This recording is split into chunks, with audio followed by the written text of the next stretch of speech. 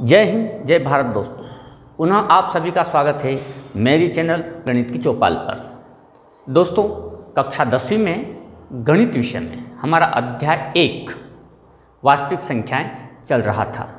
इसके पहले वाले वीडियो में मैं आपसे यूक्लिड विभाजन प्रमेयिका और यूक्लिड विभाजन एल्गोरिथम इस पर बात कर चुका था।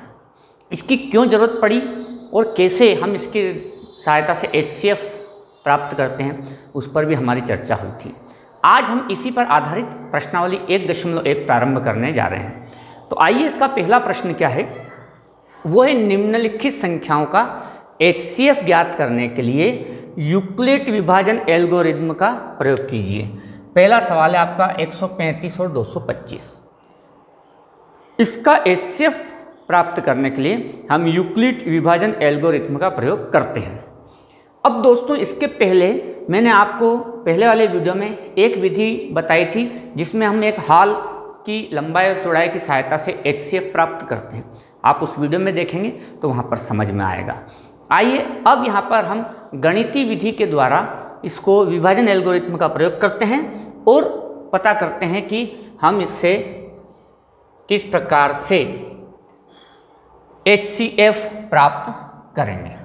तो यहाँ पर हमारा जो सवाल है उसमें 135 और 225। तो हम स्टेप बाय स्टेप करते हैं दोस्तों।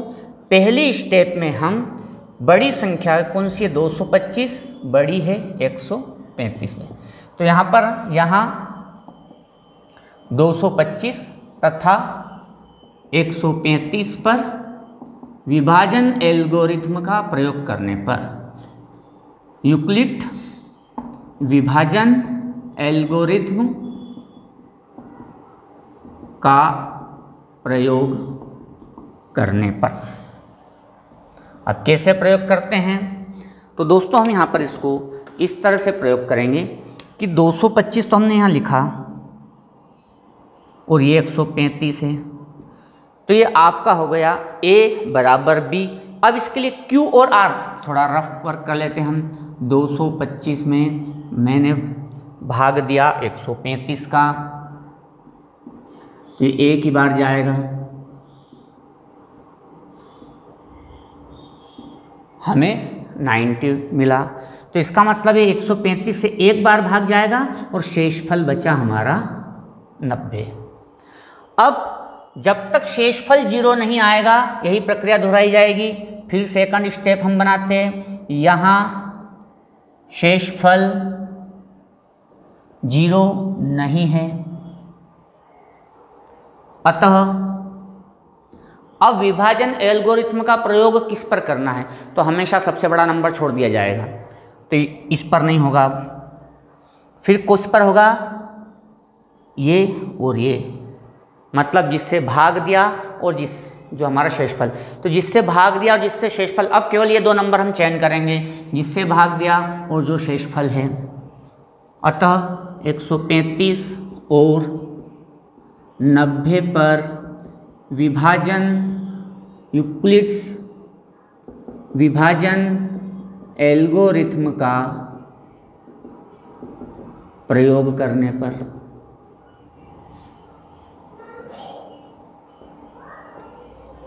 तो दोस्तों ये है 135। बड़ा नंबर पहले लिखेंगे, छोटा नंबर बराबर लगा करके लिखेंगे। अब 135 और 90, तो 135 में हम रफ में 90 का भाग देकर देख लेते हैं। 90 कम 90 एक ही बार जाएगा, बचेगा 45। मीन्स 90 से एक बार भाग जाएगा और शेषफल बचेगा 45। अब दोस्तों यहाँ पर आपको देखना है कि अभी भी हमारा शेषफल 0 नहीं आया है, इसलिए शेषफल 0 नहीं आया तो आपको फिर पुनः तीसरी स्टेप बनानी पड़ेगी, थर्ड स्टेप। यहाँ शेषफल जो कि 90 है वो 0 के बराबर नहीं है। अब जब शेषफल 0 के बराबर नहीं है तो पुनः आपको दो नंबर चयन करने पड़ेंगे। तो बड़ा नंबर चयन नहीं होगा, कौन कौन बचेगा, 90 तथा 45, जिससे भाग दिया और जो शेषफल है।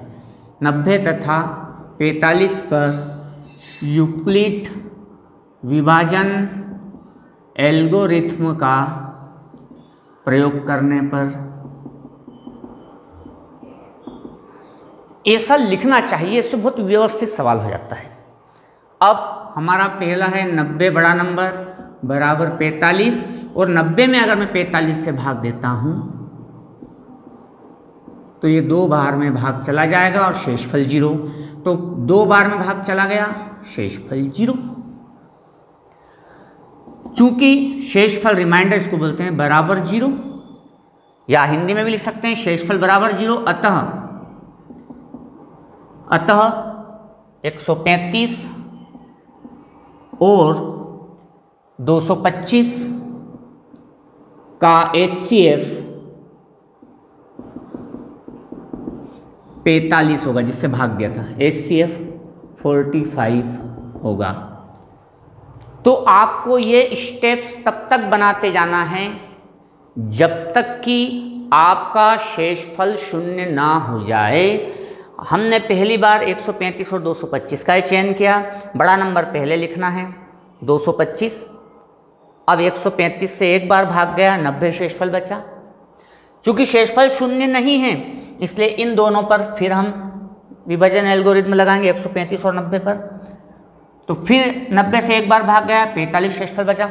अभी पुनः शेषफल 0 नहीं है इसलिए 90 और 45 पर फिर एल्गोरिथ्म का प्रयोग किया।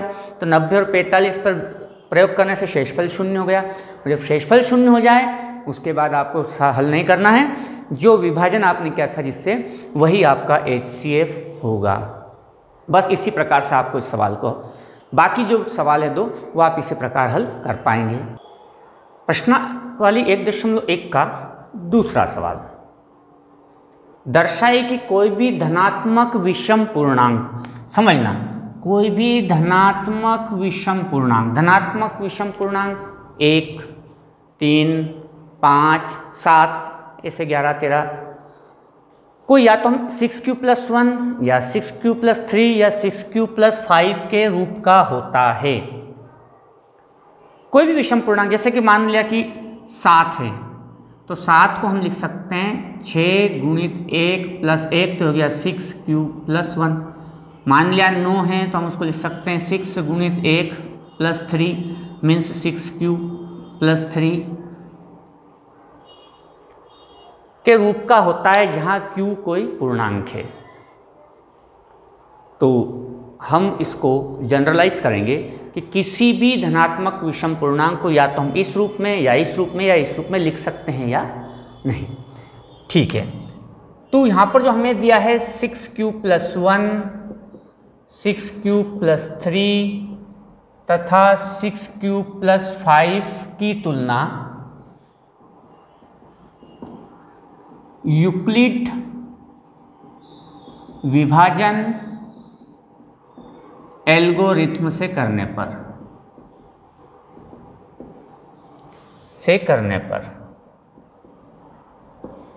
अब यूक्लिड विभाजन एल्गोरिथ्म क्या है? A = BQ+R, जहां जो R है वो 0 से बड़ा है और B मतलब विभाजन से छोटा है।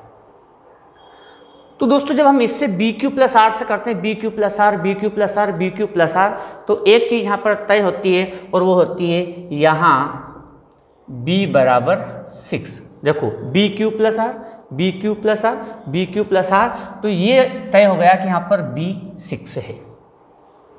अब जब B तय हो जाता है तो R भी तय हो जाएगा। क्यों हो जाएगा? क्योंकि R जो है B से छोटा होगा। तो जब B = 6 है तब R = 0 हो सकता है, 1 हो सकता है, 2 हो सकता है, 3 हो सकता है, 4 हो सकता है, 5 हो सकता है। क्योंकि जो यूक्लिड की विभाजन एल्गोरिथम है वो कहती है A = BQ+R, जहां R मतलब शेषफल 0 के बड़ा और बराबर लेकिन हमेशा B से छोटा होगा। तो यहाँ पर B हमारा 6 है, BQ+R, BQ+R, BQ+R, BQ+R मतलब B तय हो गया। और B अगर 6 है तो फिर R 6 से कम 5 भी हो सकता है, 4 भी हो सकता है, 3 भी हो सकता है, 2 भी हो सकता है, 1 भी हो सकता है, 0 भी हो सकता है। अब केस फर्स्ट, यदि R सम संख्या हो, अर्थात 0, 2 और 4, तब विभाजन, यूक्लिड्स विभाजन एल्गोरिथ्म से क्या हो सकता है? B तो हमारा 6 है, Q प्लस R 0 या 2 या 4, सम धनात्मक पूर्णांक होगा। क्यों होगा? क्योंकि आप समझिए, सम संख्या गुणित कुछ भी एक पूर्णांक से गुणा करेंगे, सम संख्या में किसी पूर्णांक से गुणा करने पर सम आता है, उसमें सम संख्या जोड़ेंगे तो सम। यहाँ पर भी देखें 6 सम संख्या है, इसमें किसी भी संख्या से गुणा करेंगे, किसी भी संख्या से मतलब आपके पूर्णांक से, तो वो सम संख्या बनेगा और सम में सम जोड़ोगे तो हमेशा सम बनता है। सम में किसी भी पूर्णांक से गुणा करेंगे तो वो सम संख्या होगी और सम में फिर सम संख्या को जोड़ेंगे तो वो सम धनात्मक पूर्णांक होगा। अर्थात अगर यहाँ पर शेषफल सम है तो इस प्रकार से सम धनात्मक पूर्णांक आएगा। अब केस 2, यदि R विषम संख्या हो, अर्थात R हो 1 या हो 2 या हो 3, तब यूक्लिड विभाजन एल्गोरिथ्म से, अब यूक्लिड विभाजन एल्गोरिथ्म कितना BQ, तो B है 6, Q प्लस R, R हमने विषम है तो 1 लिया, या फिर BQ R हमने यहाँ पर विषम है तो 1, 3 और 5, 1, 3 और 5, 3 या फिर 5 हो, तो ये विषम धनात्मक पूर्णांक होगा।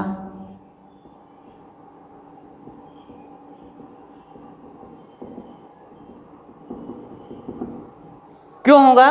क्योंकि 6 सम संख्या है और सम संख्या में किसी भी पूर्णांक से, चाहे सम हो या विषम, किसी पूर्णांक से गुणा करते हैं तो सम ही उत्तर आता है।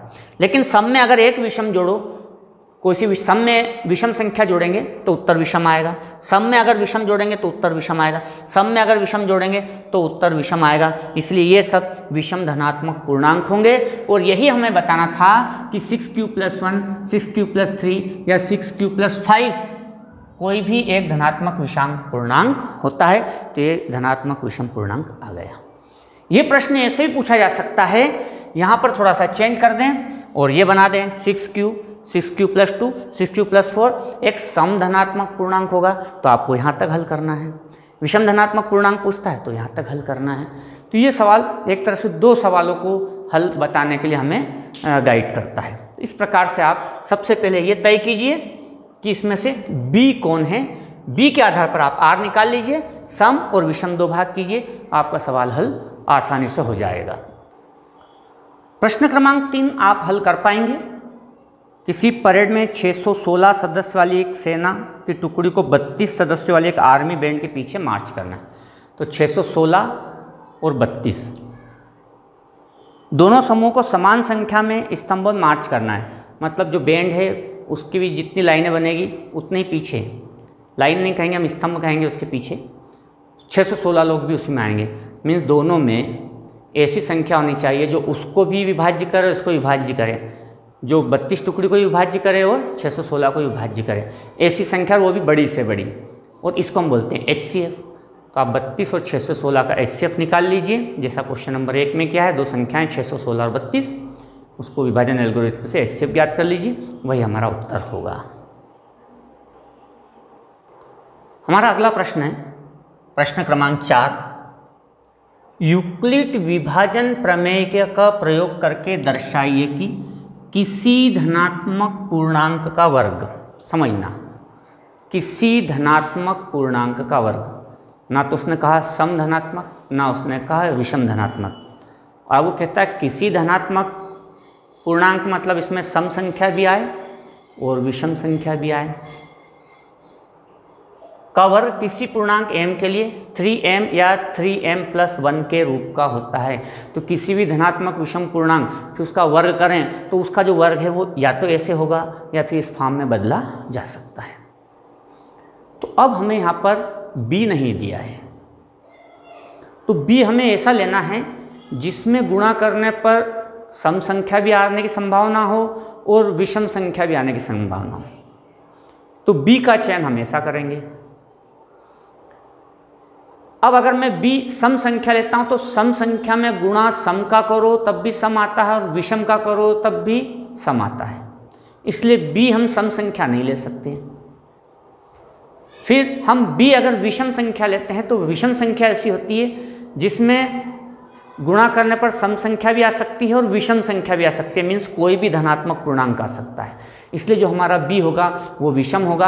अब विषम में हम विशेषकर सबसे छोटी संख्याओं में लें तो 3 जो है उपयुक्त संख्या है, इसलिए हम एक विषम संख्या जो सबसे छोटी संख्याओं में आती है 3, उसका हम चयन करते हैं। आप और कोई सी भी विषम संख्याओं के साथ इसको हल कर सकते हैं। तो हमने माना कि x कोई धनात्मक संख्या है,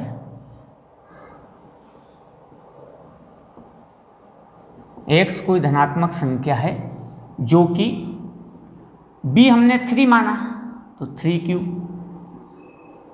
+ 1 3q + 2, इससे आगे नहीं लिख सकते क्योंकि अगर b 3 हो तो जो शेषफल है वो 3 से कम ही हो सकता है। तो 3 से कम 0, 1 और 2 ये संख्या होगी। 3 लेने के पीछे मैंने कारण बताया कि 3 में आप q मतलब कोई भी संख्या से गुणा करेंगे तो सम भी आ सकता है विषम, जैसे 2 से गुणा किया तो 6, 3 से गुणा किया तो 9, 4 से गुणा किया तो 12, 5 से गुणा तो 15, मतलब सम और विषम दोनों आ सकती है। इसलिए किसी भी धनात्मक संख्या के लिए ये उपयुक्त संख्या है। अब वो कह रहा है कि इसका वर्ग करने पर, तो पहली स्थिति मान लिया कि x = 3q, अब वर्ग करने पर तो ये हो गया 3q का वर्ग हो गया 9q का वर्ग।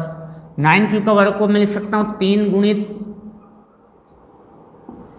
अब यहां पर 3q² भी कोई ना कोई पूर्णांक तो होगा, 3q² भी कोई पूर्णांक होगा जिसको हम m मान सकते हैं।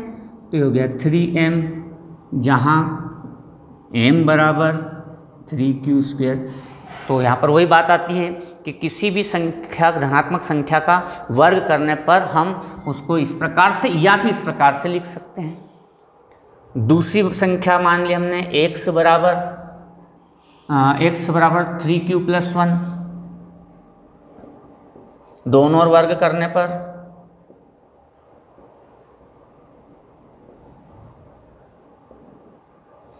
तो ये हो गया x² = 3q + 1।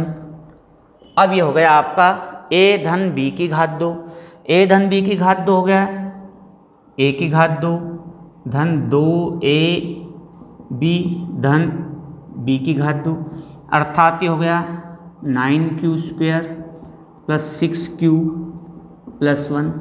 यहाँ से हमने 3 कॉमन लिया तो अंदर बचा 3q² + 2q + 1।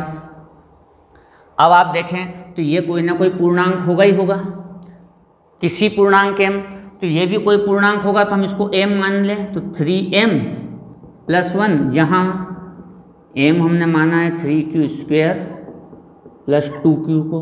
तो आप यहाँ फिर देखेंगे कि किसी भी धनात्मक पूर्णांक का वर्ग करने पर उसको हम 3m + 1 के रूप में लिख सकते हैं। तीसरा केस हम ले सकते हैं 3q + 2, इसको भी आप इसी प्रकार से हल करें तो ये 3m या फिर 3m + 1 के रूप में हम उसको लिख सकते हैं। तो तीसरा सवाल, तीसरा भाग आप कर सकते हैं। तो इस प्रकार से हमने यहाँ पर 3 क्यों माना, क्योंकि ये विषम संख्या है, विषम संख्या सम भी देती है और विषम भी देती है उसमें किसी संख्या से गुणा करने पर। विषम संख्या बहुत सारी है तो हमने छोटी संख्या का चयन किया जिससे कि हमारा r ज़्यादा बड़ा ना हो, पर आप 9 के साथ भी इसको कर सकते हैं और हल उससे भी हो जाएगा। हमारा अगला सवाल है प्रश्न क्रमांक 5 और लास्ट सवाल है प्रश्नावली का। यूक्लिड विभाजन प्रमेय का प्रयोग करके दर्शाइए किसी धनात्मक पूर्णांक का घन। यहाँ पर फिर वही बात है, किसी धनात्मक पूर्णांक अर्थात सम धनात्मक और विषम धनात्मक दोनों को शामिल करना है। उसका घन किसी पूर्णांक m के लिए या तो इस रूप में या इस रूप में या इस रूप में व्यक्त होता है या इसके रूप का होता है। अब वही बात है, यहाँ पर b नहीं दिया हुआ है। विभाजन एल्गोरिथम के लिए BQ+R b होना जरूरी है। सम और विषम दोनों मिलकर के सारी धनात्मक संख्या बन रही है, तो विषम संख्या का चयन किया क्योंकि उसमें गुणा करने पर सम भी आता है और विषम भी आता है, तो इसलिए हमने 3 लिया।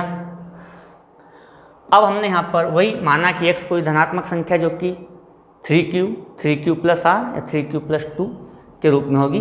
अब 2 से ज़्यादा नहीं हो सकता क्योंकि b 3 है, इसलिए शेषफल 3 से कम ही होंगे, तो 0, 1 और 2।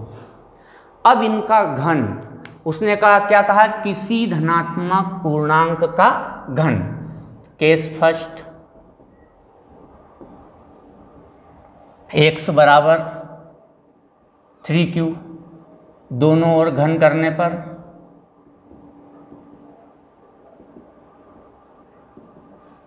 तो क्या x³ बराबर 3Q की घात 3 मीन्स हो गया 3 × 9 9 × 27 Q की घात 3, जिसको हम लिख सकते हैं 9 × 3Q की घात 3 9 × 27। और ये कोई ना कोई पूर्णांक तो होगा, और किसी पूर्णांक, इसको हम m मान लेते हैं, तो ये हो गया आपका 9m, जहाँ m बराबर 3Q की घात 3। अब देखिए आप, कोई धनात्मक पूर्णांक लिया जिसका घन करने पर हम उसको इस फॉर्म में लिख सकते हैं, तो ये आ गया आपका 9m। देखिए, लेकिन अगर मान लो धनात्मक पूर्णांक ये हो 3Q+1, तो दोनों ओर का घन करने पर तो x³ बराबर 3Q धन 1 इसकी घात 3। अब यहाँ पर आपका सूत्र अप्लाई हो जाएगा, a की घात 3 धन b की घात 3 धन 3a² b धन 3ab²। ये हो गया 27Q की घात 3 धन 1 3 × 9 Q² प्लस 3 × 9 Q। हम एक को पीछे पहुंचा दें तो हो गया 27Q³ धन 9Q² धन 9Q धन 1। अब इसमें से 9 कॉमन लिया तो 3 टाइम्स 3 बार ये Q² प्लस Q+1। अब आप देखेंगे ये कोई ना कोई तो धनात्मक पूर्णांक बनेगा इसका पूरा सॉल्यूशन, और कोई ना कोई धनात्मक पूर्णांक, इसको हमने m मान लिया तो 9m हो गया प्लस 1, जहाँ m बराबर हो गया 3Q की घात 3 धन Q² धन Q। तो ये आ गया 9m+1, अर्थात किसी धनात्मक पूर्णांक का घन करने पर उसको हम 9m+1 के रूप में लिख सकते हैं। इसके बाद एक और स्थिति है, मान लिया ये हो x बराबर 3Q धन 2, ये कोई धनात्मक पूर्णांक हो, तो जब हम इसका भी दोनों ओर घन करते हैं x³ 3Q धन 2 की घात 3, तो हो गया आपका a³ धन b³ धन 3a² b धन 3ab²। तो ये आया आपका 27Q³। इसको हम आखिरी में लिख देंगे, 3 × 9 दूनी 18Q² धन यहाँ पर भी 18Q। तो ये हो गया आपका a³ धन b³ धन 3a², इसलिए ये होगा 3 × 9 = 27 दूना 54 प्लस 2 दूना 4 ते 12 ते 36 धन इसको हमने आखिर में लिखा 8। अब यहाँ से आपका 9 कॉमन आया तो 3 6